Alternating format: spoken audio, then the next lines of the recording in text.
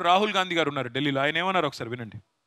Congress party यहाँ पे गरीबों की लड़ाई लड़ेगी और यहाँ पे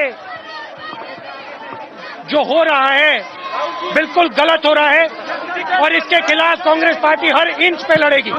हम छोड़ने वाले नहीं है. कहते हैं कि गरीबों की लड़ाई लड़ रहा है वो मोदी कहते हैं. सही ठीक है, मगर बुलडोजर मेरे शरीर के ऊपर से निकलेगा.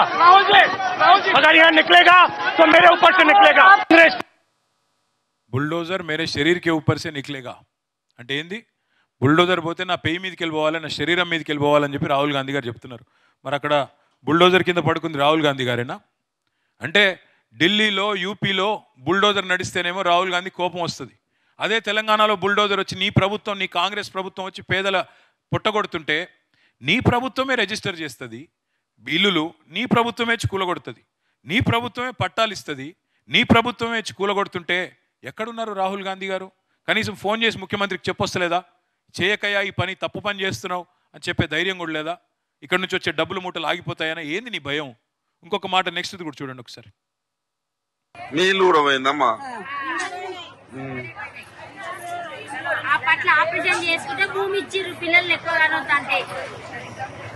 ఇప్పుడు ఎట్లా మరి మీ ఇల్లు కూడా పోయింది? ఇప్పుడు మరి ఏడికి పోవాలి మరి?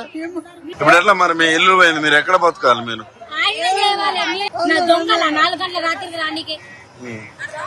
అంటే మీరు కబ్జా చేసిరా అంటున్నారు. అంటే ఇందిరమ్మ ఇచ్చిందని అంటే ఇప్పుడు మీరు ఇందిరాగాంధీ ఇచ్చింది అంటున్నారు. మళ్ళీ అదే కాంగ్రెస్ పార్టీ అమ్మ ఇప్పుడు. ఇక్కడ విచిత్రమైన విషయం ఇది కొండాపూర్, శేర్లింగంపల్లి మండలం కొండాపూర్లో ఈ సైటు. ఇక్కడ 1980లో ఇందిరాగాంధీ గారు ఇంకా అప్పటికి బతుకున్నారు, 84 దాకా. ఆ టైంలో కుటుంబ నియంత్రణ ఆపరేషన్లు చేయించుకుంటే వాళ్ళకు ప్రోత్సాహకం కింద ఆ రోజు పట్టాలు ఇచ్చారు, ఇందిరాగాంధీ ప్రభుత్వం ఇచ్చింది. దాని పేరు ఇందిరమ్మ కాలనీ అనుకుంటా కొండాపూర్లో.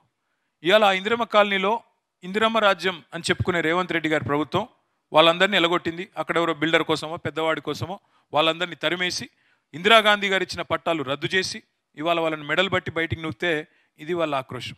నేను ఇంకొక మాట ఇక్కడ ఆలోచించమని కోరుతున్నా.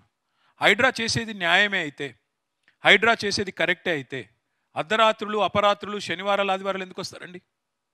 నోటీస్ ఎందుకు ఇవ్వరు? ఎందుకు నోటీస్ ఇవ్వవు? నువ్వు నిజంగా నువ్వు న్యాయబద్ధంగా, ధర్మబద్ధంగా నువ్వు చేసే పని కరెక్టే అయితే నోటీస్ ఇవ్వడానికి, ప్రజల దగ్గర ఉన్న కాగితాలు చూడడానికి నీకు వచ్చిన ఇబ్బంది ఏంది? ఆ మాట అడిగితే చెప్పట్లేదు. వాళ్ళ జనం ఈ రకంగా మాట్లాడుతున్నారు. ఇంకా విచిత్రమైన ఒక విషయం నేను చూపెట్టి నేను ముగిస్తాను. అంటే ఎంత అన్యాయం అంటే, తెలంగాణలో సామెత ఉంది, ఓడ మీద ఉన్నప్పుడు ఓడమల్లన్న, ఒడ్డుకెక్కినాక బోడమల్లన్న అని. ఒక్కసారి ఇప్పుడు ముఖ్యమంత్రి రేవంత్ రెడ్డి గారు ఆనాడు ప్రతిపక్షంలో ఉన్నప్పుడు ఏం మాట్లాడారో అది కూడా చూడండి ఒక్కసారి.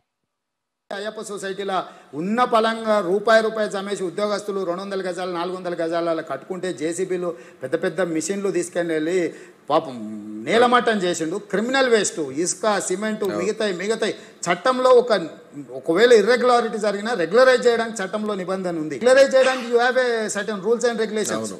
క్రిమినల్ వేస్ట్గా మొత్తం ఉన్న పలంగా నేలమట్టం చేయాల్సిన అవసరం ఉందా సార్? అయినారు కదా ఆయన సుభాషితాలు. క్రిమినల్ వేస్ట్ కూలగొట్టడం తప్పు, ప్రతిపక్షంలో ఉన్నప్పుడేమో కూలగొట్టడం తప్పు, కూల్చివేతలు తప్పు. Criminal waste of public money, తప్పులైతే రెగ్యులరైజ్ చేయాలి. ఇవన్నీ రేవంత్ రెడ్డి గారు చెప్పింది, నేను చెప్పింది కాదు. ప్రతిపక్షంలో ఉన్నప్పుడు రేవంత్ రెడ్డి గారు స్వయంగా చెప్పిన మాటలు.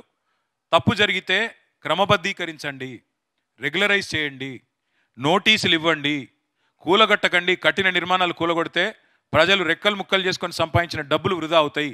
ఇది నేను చెప్తున్న మాటలు కాదు, ఇంకోటో చెప్తున్న మాటలు కాదు. ఇవాళ ముఖ్యమంత్రిగా ఉన్న రేవంత్ రెడ్డి గారు ప్రతిపక్షంలో చెప్పిన మాటలు. అందుకే నేను అన్నది, ఓడ మీద ఉన్నప్పుడు ఓడమల్లన్న, ఒడ్డుకెక్కినాక బోడమల్లన్న అన్నట్టు ఇవాళ ఈ ప్రభుత్వ వ్యవహారం మీ అందరికీ కూడా ఇబ్బంది కలిగించే విధంగా ఉంది. కాబట్టే ఖచ్చితంగా మీ బాధ ప్రభుత్వానికి తెలవాలి, మీ బాధ ప్రజలకు తెలవాలి. ముఖ్యంగా నేను మీకు ఒక మాట మాత్రం మళ్ళీ ఇస్తున్నా, ఈ ప్రభుత్వం నాకు తెలిసి న్యాయం చేస్తుంది అనే విశ్వాసం నాకైతే లేదు. ఎందుకంటే కూలగొట్టిందే వాళ్ళు, అన్యాయం చేసిందే వాళ్ళు. అటు వాళ్ళు న్యాయం చేస్తారని నేను అనుకోడు. మీకు మళ్ళీ చెప్తున్నా, ఎక్కువ రోజులేమీ లేదు, కేవలం 500 రోజుల్లో తిరిగి కేసీఆర్ గారి ప్రభుత్వం ఈ రాష్ట్రంలో వస్తుంది. మీకు న్యాయం చేసే బాధ్యత మాది. మీకు ఒక్క నిమిషం, మీకేదో నేను సాంత్వన కోసమో, మీకేదో ఇప్పటికిప్పుడు మీ మనసు గెలుచుకోవడానికి నేను చెప్తున్న మాట కాదు. 10 ఏళ్ళు మేము ఎవరికి అన్యాయం చేయకుండా ప్రభుత్వాన్ని నడిపాం. 10 ఏళ్ళు పేదవాడికి అవసరమైతే సహాయం చేసే పని చేసినాం తప్ప చెడగొట్టే పని ఎక్కడా కూడా చేయలేదు.